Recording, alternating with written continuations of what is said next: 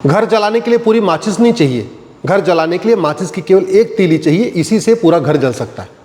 वैसे ही देश को बर्बाद करने के लिए, अराजकता फैलाने के लिए, भ्रष्टाचार को बढ़ाने के लिए, अपराध को बढ़ाने के लिए कोई 200-500 कानून नहीं चाहिए, एक कानून भी देश को बर्बाद कर सकता है। और भारत में तो लगभग 300 कानून चल रहे हैं, उसमें से 225 कानून तो अंग्रेजों के ही चल रहे हैं जो 1950 से पहले बने थे, आज तक उनको ख़त्म नहीं किया, आज भी वो चल रहे हैं।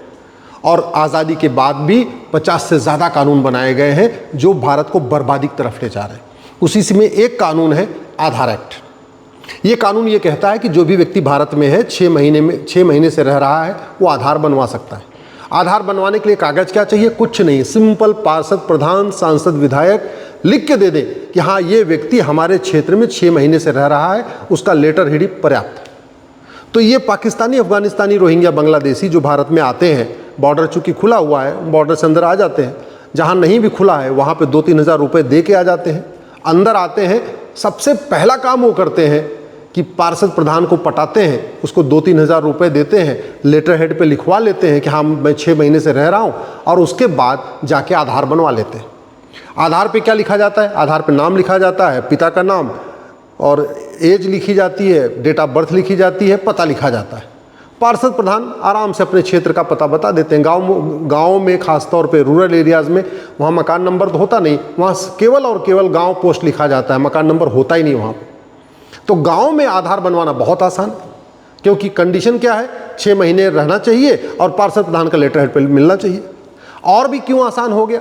क्योंकि आधार बनाना, आधार कोई गवर्नमेंट डिपार्टमेंट से तो बनता नहीं, पोस्ट ऑफिस से तो बनता नहीं, तहसील से तो बनता नहीं। आधार बनाने का लाइसेंस दे दिया है प्राइवेट इंडिविजुअल्स को। किनको दिया है? जो 10वीं पास हो, जिनके पास एक छोटी सी दुकान हो, जिनको कंप्यूटर चलाना आता हो, और उनको आधार बनाने का कॉमन सर्विस सेंटर उनको मिल जाता है। और कॉमन सर्विस सेंटर उनको मिलता है, उससे वो आधार बनाना शुरू कर देते हैं। क्योंकि कॉमन सर्विस सेंटर लेने में 50,000 1 लाख रुपए खर्च हो जाता है, तो जैसे ही कॉमन सर्विस सेंटर आदमी खोलता है, सबसे पहला कोशिश यही करता है जितना उसने खर्च किया है वो वापस मिल जाए। अब जो गांव का भारत का रहने वाला है वो तो पैसा देगा नहीं, क्योंकि तो भारत का रहने वाला है। वो तो कहेगा भैया तुम्हारा काम है आधार बनाना, ये 50 रुपये पकड़ो और मेरा आधार बना दो। अब जिसने 1 लाख रुपए खर्च किया है, दुकान सजाया है, दुकान बनाया है, कंप्यूटर लगाया है, प्रिंटर लगाया है, लाइसेंस लेने में 10-20 हज़ार रुपये भी खर्च किया है, दलाली भी दिया है, घूस भी दिया है, अगर वो केवल भारतीयों का आधार बनाएगा तो फिर तो उसकी दुकान बंद हो जाएगी, कोई घाटे का सौदा हो जाएगा। तो फ़ायदे का सौदा कैसे है? फ़ायदे का सौदा ये है कि वो पाकिस्तानी, अफगानिस्तानी, रोहिंग्या, बांग्लादेशियों का भी आधार बनवाना शुरू करे।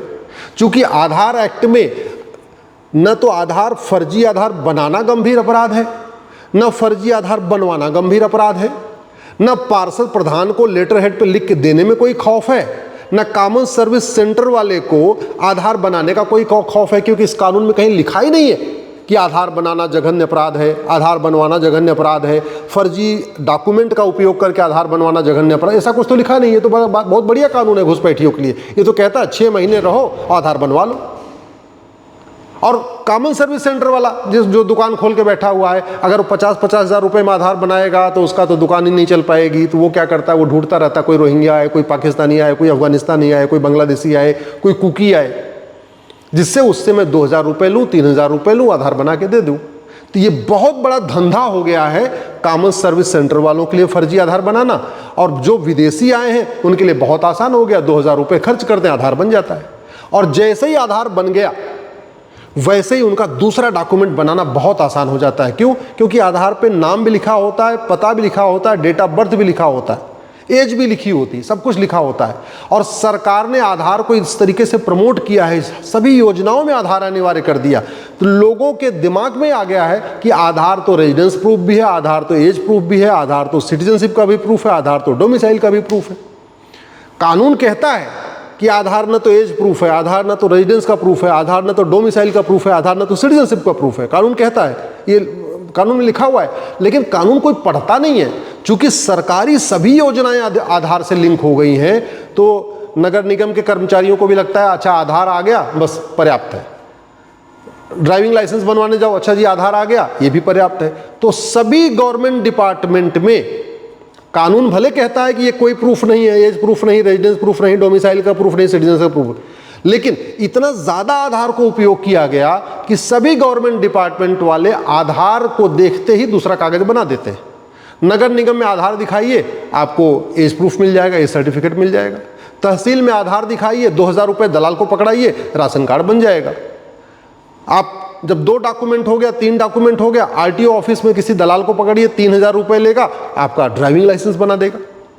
तो ये पाकिस्तानी, अफगानिस्तानी, रोहिंग्या, बांग्लादेशी सबसे पहले आधार बनवा लेते हैं, आधार के बाद दलाल को पकड़ के राशन कार्ड बनवा लेते हैं। 2 डॉक्यूमेंट होता है, नगर निगम के दलाल को पकड़ के बर्थ सर्टिफिकेट बनवा लेते हैं। 3 डॉक्यूमेंट हो जाता है, आरटीओ ऑफिस के दलाल को पकड़ के ड्राइविंग लाइसेंस बनवा लेते हैं। और जब 4 डॉक्यूमेंट हो जाता है, फिर पार्षद प्रधान जहाँ से उन्होंने आधार बनवाया था उसी को कहते हैं भाई साहब मेरा नाम वोटर आई डी में जुड़वा दो, हम तुम्हें पूरी वोट करेंगे। चूँकि राजनीति बहुत बड़ा फायदेमंद धंधा है, पार्षद और प्रधान को दोबारा चुनाव जीतना है, पार्षद प्रधान के जीत हार का फैसला 10 वोट, 20 वोट, 25 वोट, 50 वोट से होता है। तो वो भी चाहता है कि उसके क्षेत्र में 10, 20, 50 परिवार रोहिंग्या बस जाएं, 10, 20 बांग्लादेशी बस जाएं, 10, 20 विदेशी बस जाएं और उनको लगातार वोट करते रहें, जिससे वो बार बार पार्षद प्रधान बनता रहे, बार बार उसकी दुकान चलती रहे। क्यों? बहुत फायदेमंद धंधा है। साइकिल से चलने वाले पार्षद प्रधान बनते ही बुलेट खरीद लेते हैं, बोलेरो खरीद लेते हैं, स्कॉर्पियो खरीद लेते हैं, पजेरो खरीद लेते हैं। आराम से पार्षद प्रधान बन के 50 लाख 60 लाख रुपए तो कमा ही लेते हैं। 1 करोड़ तो बहुत सारे तो करोड़ भी कमा लेते हैं। अच्छे शहरों के जो पार्षद हैं तो 5-5 करोड़ कमा लेते हैं, 8-8 करोड़ कमा लेते हैं। क्यों कमा लेते हैं? क्योंकि भ्रष्टाचार विरोधी कानून हमारा वहाँ घटिया है। तो ये जो कानून है आधार एक्ट, ये घुसपैठियों के लिए कहते हैं रामबाण है। ये घुसपैठियों के लिए मुगली घुट्टी है कि आराम से पहला का आधार बनाते, फिर 4-5 डॉक्यूमेंट बनवा लेते हैं। और जब सारा उनका वोटर आईडी में नाम भी जुड़ गया, अब उनको वोटिंग का अधिकार मिल गया, फिर तो वही पार्षद और प्रधान उनका जनधन खाता भी खुलवा देते हैं। वही पार्षद और प्रधान उनको फ्री का मकान भी दिला देते हैं। वही पार्षद और प्रधान चुनाव जीतने के लिए पाकिस्तानी, अफगानिस्तानी, रोहिंग्या, बांग्लादेशी घुसपैठियों को फ्री में राशन दिलवाना भी शुरू करते हैं। सरकार की योजना चल रही है ना इस समय, 83 करोड़ लोगों को मुफ्त में राशन मिल रहा है। सोच लीजिए, ये गर्व की बात है कि शर्म की बात है? आप खुद भी कल्पना करिए कि जिस देश में 83 करोड़ लोगों को मुफ्त में राशन देना पड़ रहा हो, उस देश की क्या हालत होगी। और अभी 83 करोड़ है और लगातार बढ़ ही रहा है। पहले 70 करोड़ को देना पड़ रहा था, फिर 75 करोड़ को देना पड़ रहा था, फिर 80 करोड़ को मुफ्त में राशन देना पड़ रहा था, अब तो 83 करोड़। क्यों? क्योंकि ये जो घुसपैठिए हैं इनके 10-10 बच्चे हैं, 12-12 बच्चे, 18-18 बच्चे। कभी इन घुसपैठियों का राशन कार्ड उठा के देखिए, पता चला एक राशन कार्ड पे 9-9 नाम, 12-12 नाम, 14 नाम, 15 नाम, 16 नाम, इतने नाम पड़े हुए। अच्छा, छोटे परिवार से वोट लेना भी बड़ा मुश्किल है। जिसके घर में 4 वोट है, वो पढ़ा लिखा परिवार है, पार्षद जाएगा, प्रधान जाएगा, 4 बातें भी करेंगे। आपको ये करना था, ये नहीं किया, आपको ये करना था, आपने ये नहीं किया, आपको ये करना था, ये नहीं किया। घुसपैठिया कोई सवाल जवाब नहीं करता पार्षद प्रधान से, तो उसका तो बस वो यहाँ से निकाला ना जाए, उसको रहने की जगह मिली रहे, आराम से उसका काम चलता रहे, वो आंख बंद करके वोट देता रहेगा। तो पार्षद प्रधान के लिए घुसपैठिए जो है एक तरीके से उनके लिए वरदान है, क्योंकि उनको आराम से पूरी उनका वोट मिलती रहती है। और घुसपैठियों के लिए ये कानून वरदान है कि एक आधार बन गया और आधार से पूरे कागजों की चेन बन गई, 5-6 कागज बन गए। और 12-15 हज़ार रुपये खर्च करने के बाद अगर 5-6 कागज बन जाए और फिर 5-6 कागज बनवाने के बाद जनधन खाता खुल जाए, मुफ्त में राशन मिलना शुरू हो जाए, मुफ्त में मकान मिलना शुरू हो जाए, किसान सम्मान निधि मिलना शुरू हो जाए, माइनॉरिटी कमीशन का लोन मिलना शुरू हो जाए, माइनॉरिटी कमीशन का वजीफा मिलना शुरू हो जाए, सगुनी योजना शुरू हो जाए, लड़की की शादी में 51,000 रुपये कन्यादान मिलना शुरू हो जाए। इतनी योजनाएं हैं केंद्र सरकार की, इतनी योजनाएं हैं राज्य सरकार की, माइनॉरिटी कमीशन की अलग योजना, माइनॉरिटी अफेयर मिनिस्ट्री की अलग योजना, इतनी योजनाएँ हैं।